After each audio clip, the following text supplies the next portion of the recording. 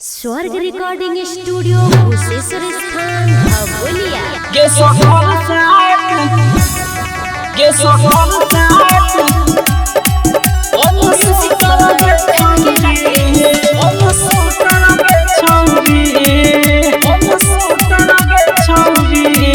हेगे जाने छे हमारा गूगल पे सब कटी उतर गे छौरी, जाने छे हमारा गूगल पे सब कटी उतर गे छौरी। जिला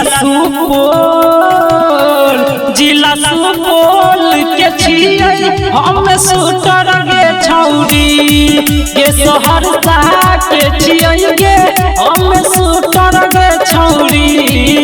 गे जाने छे हमारा गूगल पे सब कटी उतर गे छौरी, जाने छे हमारा गूगल पे सब कटी उतर गे छौरी।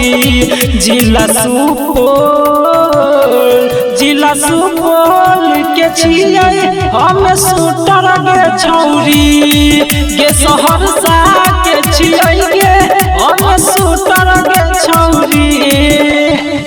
गे सहरसा के छियै गे हम शूटर गे छौरी, गे सहरसा के छियै गे हम शूटर गे छौरी।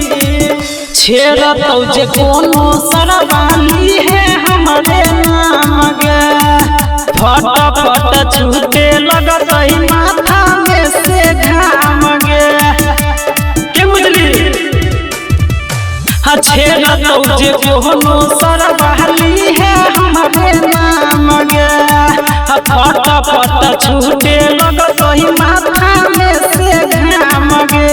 प्यार के तोहफा में देबहु सहपुटर गे छौरी, प्यार के तोहफा में देबहु सहपुटर गे छौरी। जिला सुपौल के छियै हम शूटर गे छौरी, गे सहरसा के छियै गे हम शूटर गे छौरी। गे सहरसा के छियै गे हम शूटर गे छौरी, गे सहरसा के छियै गे हम शूटर गे छौरी। हसियौ के जनुआ सुनु तोहर बाहुबली गे, हमरे चर्चा शहर गाँव में चले गली गली गे, चले गली गे।